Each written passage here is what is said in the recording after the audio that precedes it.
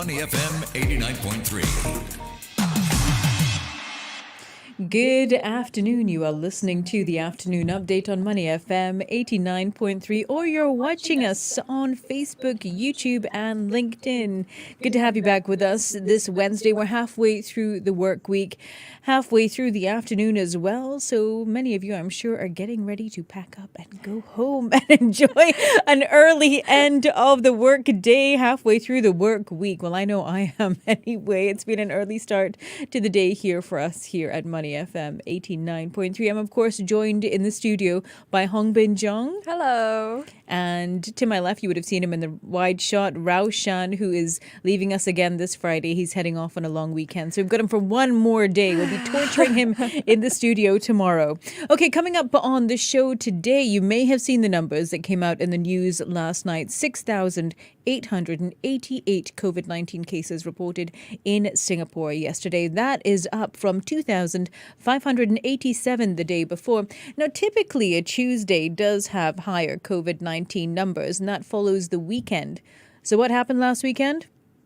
F1. It was the F1, and on the back of that, experts say that is what is causing the increase that we saw yesterday in the number of COVID-19 cases. We're going to be joined very shortly on the line by Leong Hoe Nam, Dr. Leong Hoe Nam, who is an infectious diseases expert at the Rofi Clinic. He's going to tell us more about this recent spike in COVID-19 cases. He's also going to talk to us about HFMD.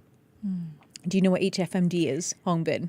Why don't you tell us? Okay, so I'm talking about hand, foot, and mouth disease. And yes, Hongbin knows what it is because I've been talking about HFMD nonstop off air for the past 2 weeks because two members of my family have been hit by HFMD, my son and my husband. And I didn't know that adults could get it. And I'm going to ask Dr. Leong more about what you need to know when it comes to HFMD. So we're going to get a update from him, COVID-19, HFMD. So if you've got any questions for Dr. Leong, drop us a text 8855-0893 or drop us a comment in the comments box below. Let us know what you want us to ask him. And hello to all of you messaging in as well. Hello, Alden. Hello, Justin. Okay, let's check in on the markets now. Money FM 89.3. Financial updates from the Business Times. Singapore shares in the green today. Currently, the STI is up 0.6% at 3,157 points. Advances leading decliners 307 to 194 decliners today. Taking a look at volume so far today, 1.29 billion securities worth $753.4 million changed hands so far. Hongbin's been keeping a close eye on the markets for you. Hongbin, let's start off with the shares of Singtel. You've been watching those closely today. Well, Singtel yet again is a hot stock today because shares of Singtel had a brush with their lowest point in 3 months today. And that's as its Australian subsidiary Optus continued to grapple with the impact of a cybersecurity attack it faced late September. So as of 1:28 p.m. after the midday break, the telecommunications giant was down 2.3% at $2.55. And the last time the counter traded at this lowest level was back in July 5th, and it later recovered slightly to $2.56 at 1:44 p.m. representing a 1.9% decline amid heavy trading with some 23.3 million securities transacted. And this made Singtel the second most active index counter by volume at the time after Yangzijiang Shipbuilding. And shares now are currently 1.5% lower at $2.57. And I mean, Singtel's share price has been on a downturn since the telecommunications giant on Monday announced the appointment of Deloitte to undertake an independent review of Optus cybersecurity systems following the cyber attack. And the group says it was in the midst of evaluating the potential financial implications arising from that matter. Okay, and you've also been keeping an eye on shares of Cortina Holdings as well as Sembcorp Marine today. Two announcements from those listed companies. Tell us what they are. So starting with Sepcorp Marine, the Marine and Offshore Engineering Group today said it obtained a $3.1 billion engineering procurement and construction contract for a P-82 floating production, storage, and offloading vessel from Brazil's Petrobras. So Sep Marine closed 2.8% higher at 11 cents yesterday, and shares of Sepcorp Marine are currently still up 4.6% at 11 cents. And Cortina Holdings, I'm watching this because a luxury watch retailer and distributor is buying over the fourth level of 15 Scots Road for 49 million Singapore dollars. And if the sale goes through, the company's earnings per share is expected to rise to 41.7 cents from 41.5 cents. And shares of Cortina closed 6.3% lower at $3.70 yesterday before the announcement. And now after the announcements, shares are up 1.4% at $3.75. Okay, and another major market news. He's been trying for the past 12 years and he's finally done it. Yeah. Ray Dalio is finally letting go. He's announced succession plans. Can you tell us more about that, Hongbin? Yeah, so nearly 5 decades after he started it in his Manhattan apartment. So Mr. Dalio, he founded Bridgewater in 1975 as a research shop based in his 2-bedroom Manhattan apartment. And then he turned it into investing after receiving $5 million from the World Bank's pension fund in 1985 to trade bonds. And so this move that he is now stepping down, which was finalized Friday following a tumultuous years-long succession process, leaves a handful of Dalio associates in charge of the firm, which has $150 billion under management. And Mr. Dalio, in fact, he just remains on the Bridgewater board. And in a LinkedIn post yesterday, the 73-year-old Mr. Dalio, he wrote that the succession process of the last 12 years hadn't been easy, but that he says, I feel great about the people, machine now in control. I can now visualize it as doing great things for generations without me. That's as good as it gets. Okay, let's talk about Dalio's investment strategy or some comments he's made on the back of that news, because one headline I saw is that Ray Dalio no longer thinks cash is trash. So he's repeatedly said cash is trash in recent years.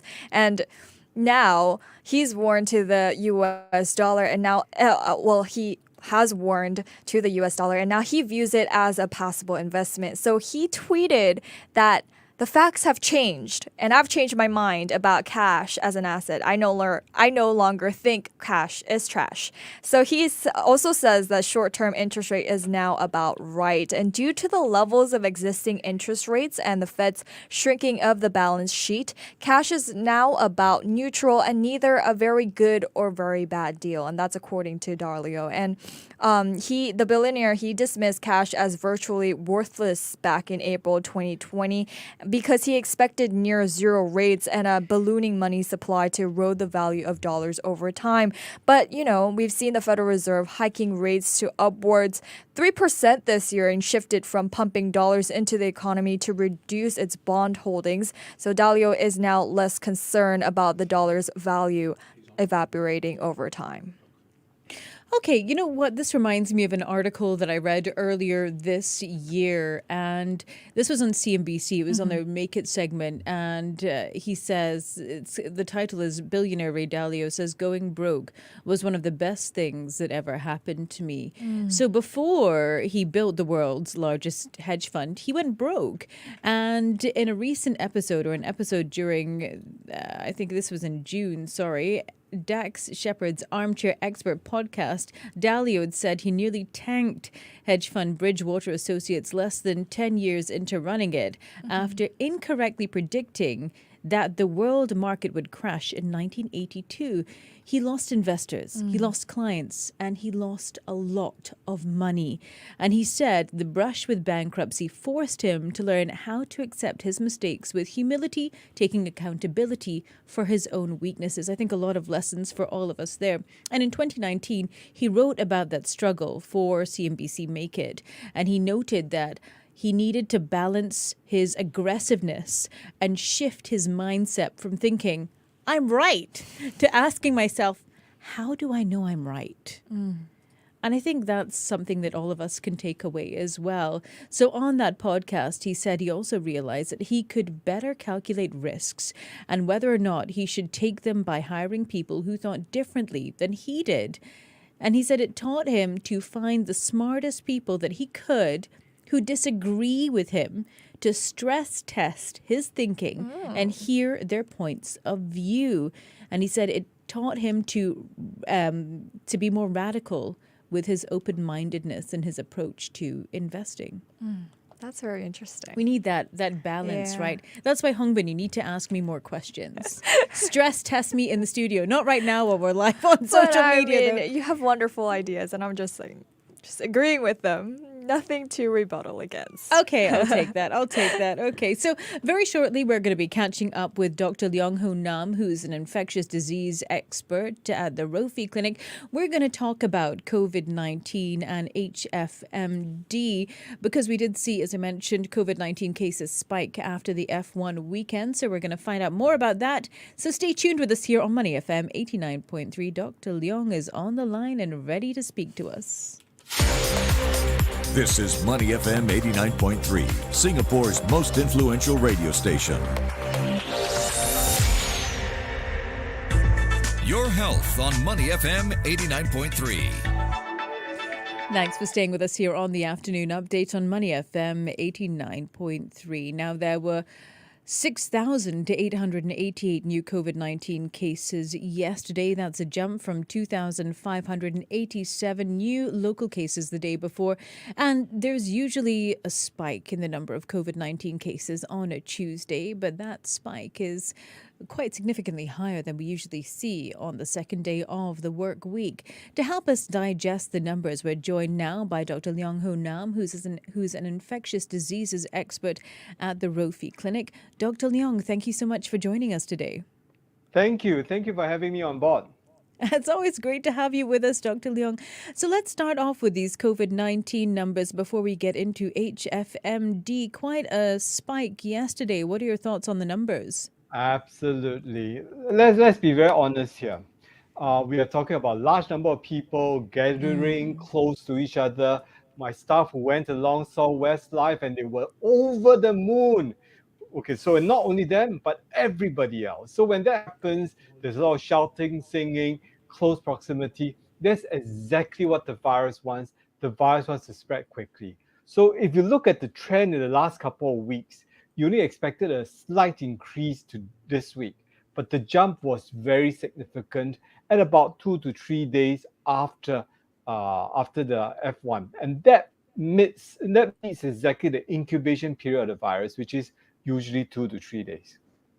Okay, and this comes just after the end of September. We did see an update from the Ministry of Health that I think that week had seen a 35 to 40% increase week on week in COVID-19 cases. Can you talk to us about the jump that we're seeing at the moment? Okay, so just a viral concept. The concept of the virus is that it wants to run and dodge. The first thing is to run, that means outrun the existing strains. They want to transmit better. Dodge means dodging the immunity. Now, the human body's ability to prevent infection is limited by time. By about the first month or third month after you've been infected, you can be infected again. So the immunity only dodges you for about 3 months. So what it means is every 1 to 3 months you will get infected again. And if you think about it, 3 months ago, we really had the large numbers of COVID-19. Now, those people who were infected then, the numbers have come down. So they are prone to infection again, together with possibly a new strain of virus from the BA4 and 5 that's evolving to be more potent, to a new strain called BA4.6, to a new strain from a BA2 series. So we might be dealing with with a new virus, new mutation, and the virus being able to dodge the immunity from the earlier infection 3 months ago. That is what's going to happen every day subsequently for the rest of our lives, unfortunately.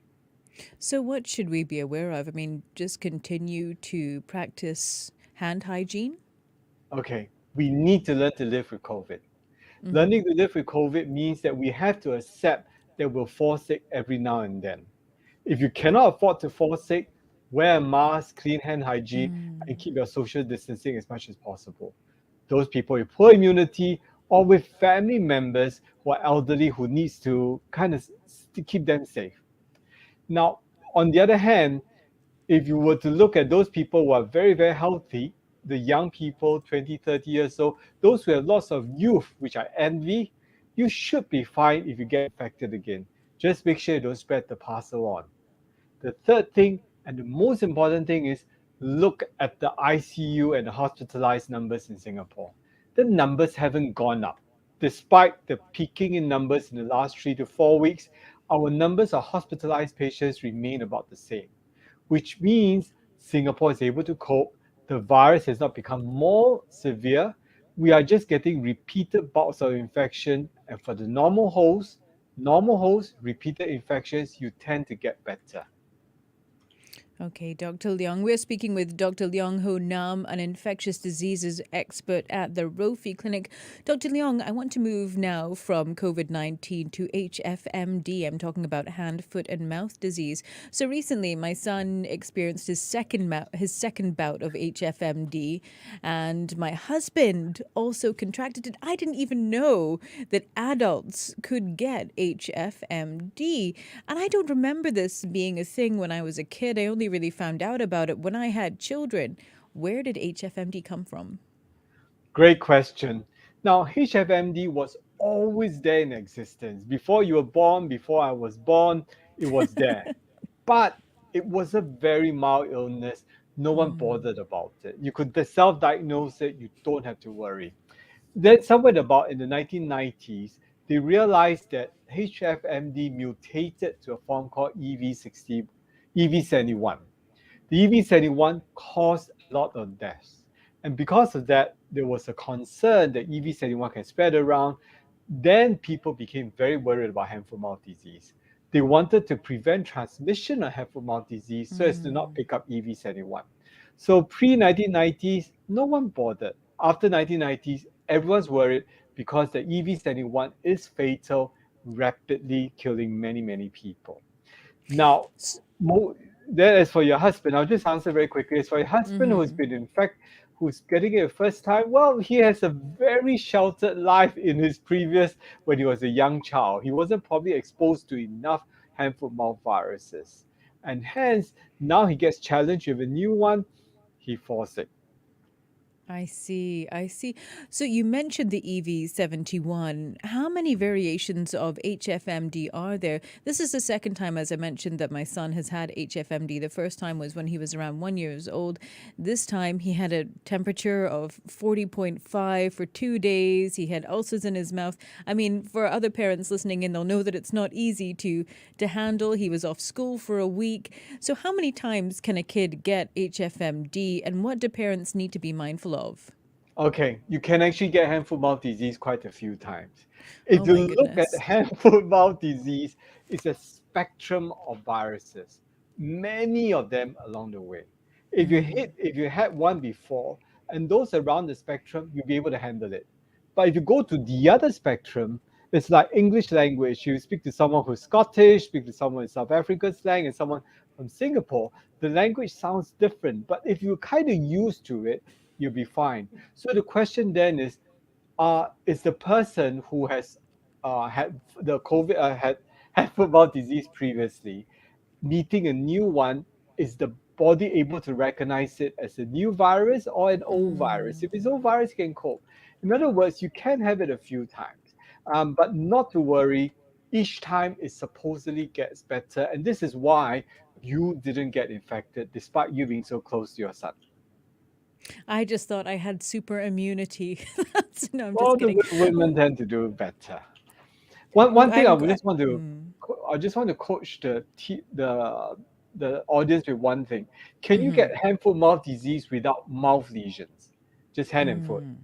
Absolutely. You get hand foot mouth disease without hand and foot problems. Absolutely. Can you get hand foot mouth disease without fever? Absolutely.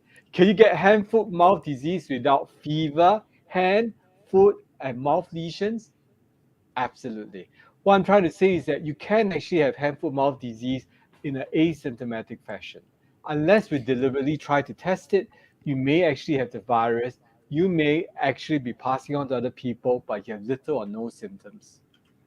Dr. Leong, is HFMD seasonal? Um, n- Not really. It occurs throughout the whole year. But yes, there are certain periods where you tend to have it, and that's it actually goes more with the school children activities rather than season. But certainly, it can occur throughout the whole year. We've got some questions now that have come in from our listeners. Dr. Leong Hongbin's going to share them with us. Hi, Dr. Leong. So Justin is asking, how many different strains are there of HFMD? I wanted to say this: as many different races there of human beings there are on this planet, but there are at least 50 to 80 different strains of hand foot mouth disease. Some are closely related, which means if you had it before, you'll be able to cope with the others. Some are really quite distant, where you can get it again uh, when you have had others before. So, for parents who are listening in, what do they need to know when they're tackling or treating or taking care of their loved ones who have HFMD? Because it can be quite stressful. It's never easy when your kids have got a high fever, and especially when they have ulcers in their mouth. They don't want to eat, they don't want to drink. You know, what would you Okay. recommend? Very simple. The most important thing is water, water, water. Get the kid to drink as much water as possible. Forget about the sugary drinks requirement. Or you just let the child drink as much as possible. You could do it from ice popsicles to sugary drinks to prepared ice cubes with syrup inside. So as long as the child drinks water, it's fine. When my daughter had hand foot mouth disease, she didn't want to drink. I say, fine, if you don't want to drink, I'm going to take you to the hospital. I'm going to inject you and give you fluids. Then she say, fine, I'll do it. So you may have to use a little bit of threat to get the water in. Oh my And to goodness. help, there's something like paracetamol that work very well. The paracetamol will bring down the fever, the child feels a little bit better, and it does numb the pain somewhat. And of course, you can have suppositories or the drug ibuprofen, which you can take orally. This will help to bring down the fever, make the child feel a little bit better. And of course, at this point in time, we thank God for modern inventions like the iPad, YouTube, and the TV, because you let the child do everything he wants during this period to tide over the severe episode. By day 3 to 4, things start getting better. Kids heal faster than we do. And then you start instilling back the restrictions, less YouTube, less iPads. That's right. And it was tricky to wean him off Paw Patrol the last few days, I'll tell you that. So, last question for you, Dr. Leong. What do we need to know, or parents need to know, what should we watch out for our children when we're taking care of them at home? At what point do we need to bring them into the hospital if we're concerned about the way that they're recovering from HFMD? Is you realize water is the most important thing. If they don't get water, the fever will be out of control. The child will be more and more listless. So get the water in, and where you assess the amount of water by looking at the urine, the color of the urine. If it gets too concentrated, your child may be in trouble. If the child is not drinking and vomiting, that's no good. If the child has tummy pain, that's no good. If the child is too listless, not his usual, not his usual self, certainly, but a lot worse, then think about taking the hospital. That's because he might be overly dehydrated and you'll cross beyond the point of no return. So that's dangerous and you need intravenous hydration. So trick again is water. The moment fever starts, be it dengue fever, COVID, whatever, get water into the system. You might save yourself a visit to the hospital. Thank you so much, Dr. Leong, for taking the time to speak with us today. It's always wonderful to have you on the show. Thank you. Thank you. We've been Thank speaking with Dr. Leong Hoe Nam, an infectious diseases expert at the Rofi Clinic, about the recent spike in COVID-19 cases and hand, foot, and mouth disease and what you need to know. You are listening to Money FM 89.3. Thank you to all of you for joining us on Facebook, YouTube, and LinkedIn. We'll be back online on social media at 3 p.m. tomorrow, but switch on your radio and tune into the rest of the show. Money FM 89.3.